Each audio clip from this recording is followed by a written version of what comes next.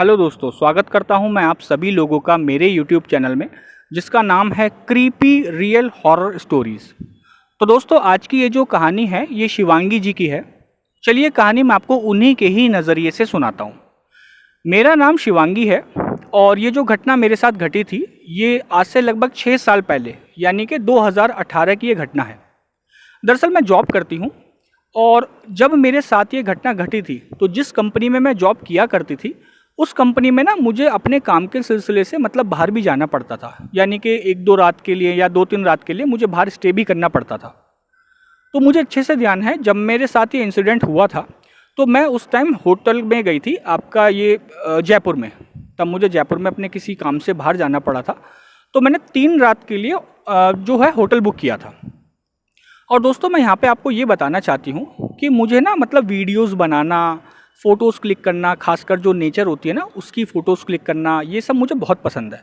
और अपने social media account पे मतलब लाइव स्ट्रीम करना, ये भी मुझे काफ़ी ज़्यादा पसंद है। और ये मैं तभी कर पाती हूँ जब मुझे ऑफिस से थोड़ा समय मिल पाता है, ये सब तभी पॉसिबल हो पाता है। तो मैंने जो 3 रात के लिए वहाँ पे जयपुर में होटल बुक किया था, पहली जो रात थी वो काफ़ी अच्छे से बीती, उसमें मुझे कोई भी प्रॉब्लम नहीं हुई। जो दूसरी रात आई थी उसमें हुआ क्या था कि मैं जब रात को सो रही थी, लगभग 1-1:30 बजे का समय रहा होगा, तो मेरी अचानक से आँख खुली और मैंने देखा कि मेरे कमरे के कॉर्नर में ना कोई इंसान खड़ा हुआ है, जिसे देख के मैं काफ़ी ज़्यादा घबरा गई। जैसे ही मैंने लाइट ऑन करी तो वो एकदम से वो परछाई गायब हो गई, बिल्कुल पलक झपकते ही वो गायब हो गई। मुझे लगा कि शायद हो सकता है मेरा वहम हुआ हो, मुझे शायद ऐसे ही लगा हो। तो मैंने ज़्यादा इस बारे में ना सोचते हुए मैंने थोड़ा पानी पिया और मैं लेट गई। फिर मेरी आंख लगभग 3 बजे करीब खुली, तो मुझे ऐसा लगा किसी ने मेरी मतलब टांग पकड़ के खींची है, जिससे मैं काफ़ी ज़्यादा घबरा गई और मैं झट से पलंग पे बैठकर एकदम से बैठ गई।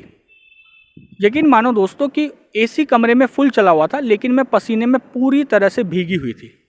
मतलब इतनी ज़्यादा घबराहट हो रही थी। एक तो मैं अकेली थी रूम में और ऊपर से ऐसी चीज़ें मेरे साथ हो रही थी, तो आप लोग भी समझ सकते हैं कि कैसा फील होगा। नींद तो बिल्कुल भी नहीं आएगी। अब जैसे तैसे करके वो रात भी मेरी निकल गई। अब मुझे आखिरी रात जो थी वो उस होटल में बितानी थी। दरअसल हुआ यह था कि मैं होटल चेंज भी नहीं कर सकती थी, क्योंकि मैंने 3 रात की जो पेमेंट थी वो होटल में मैंने एडवांस जमा कर दी थी। अब जब मैं ऑफिस का काम ख़त्म करके वापस अपने होटल में आ रही थी तो डर तो मुझे काफ़ी लग रहा था। मेरा मन कर रहा था कि मैं बिल्कुल भी होटल में ना जाऊं, लेकिन फिर मैंने सोचा कि बस आज रात की ही बात है और मुझे कल तो वापस अपने घर जाना ही है। तो ये सोच के मैं अपने रूम में आ गई। मैंने रात को डिनर किया और डिनर करने के बाद लगभग 11-11:15 बजे करीब मैं सो गई। तो हुआ क्या, मेरी अचानक रात के 2 बजे के करीब, आई थिंक 2-2:30 बजे का समय रहा होगा, मेरी आँख खुली और मुझे मतलब भूख लग रही थी। अब कभी कभी होता है दोस्तों कि आप रात को अच्छे से पेट भर के खाना खा के सोते हो, लेकिन अचानक रात को आँख खुल जाए तो थोड़ा भूख सी भी लगने लगती है।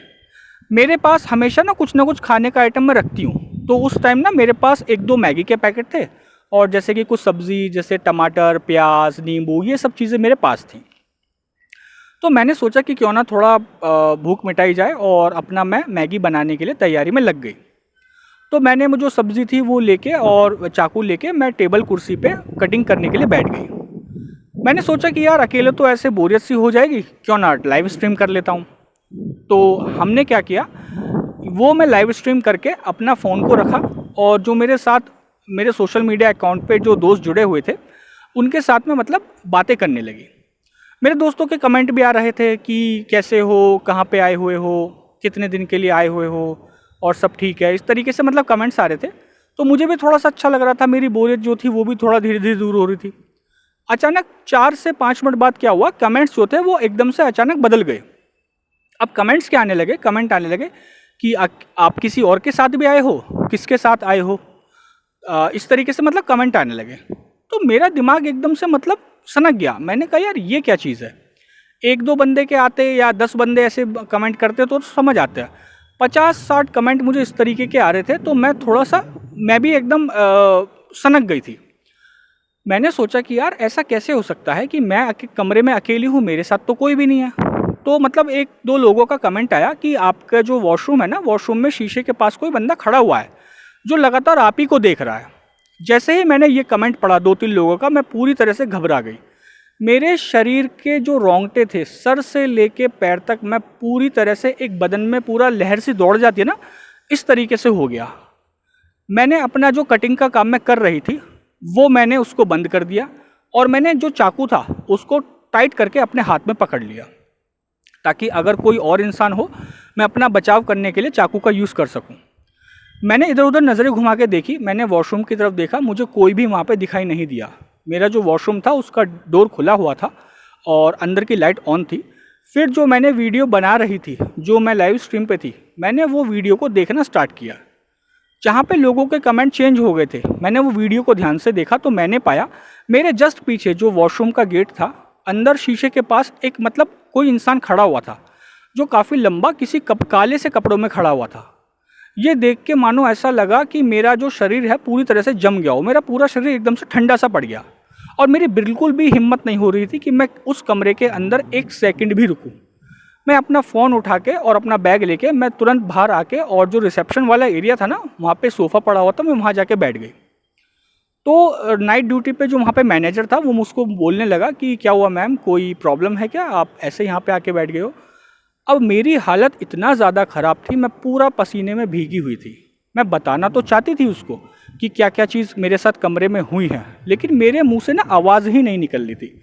जो मैं बोल रही थी वो भी बड़ा अजीब से लड़खड़ा के बोल रही थी, मेरे से ये भी नहीं बोला जा रहा था कि मेरे साथ क्या हुआ है कमरे में। तो फिर बाद में जब अगली रात, वो जब रात को निकली, मैं पूरी रात नहीं सोई और अगले दिन मैं अपने वापस घर के लिए रवाना हो गई। वो इंसिडेंट जाके फिर मैंने अपने घर पे बताया, तो मेरे घर वालों ने मतलब मेरे को कहा कि तुम काफ़ी लकी हो कि तुम सही सलामत वहाँ से आ गई, हो सकता है कि वहाँ पे कोई ऐसा कोई इंसिडेंट हुआ हो।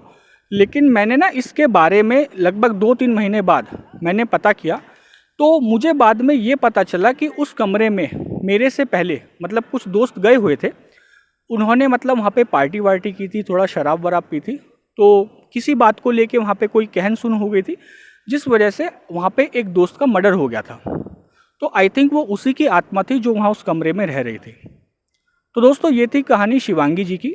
उम्मीद करता हूँ आपको कहानी पसंद आई होगी। अगर आपको हमारे चैनल पे अपलोड की हुई कहानियाँ पसंद है तो आप हमारे चैनल को सब्सक्राइब कीजिएगा, वीडियो को लाइक कीजिएगा, कमेंट कीजिएगा। थैंक यू दोस्तों।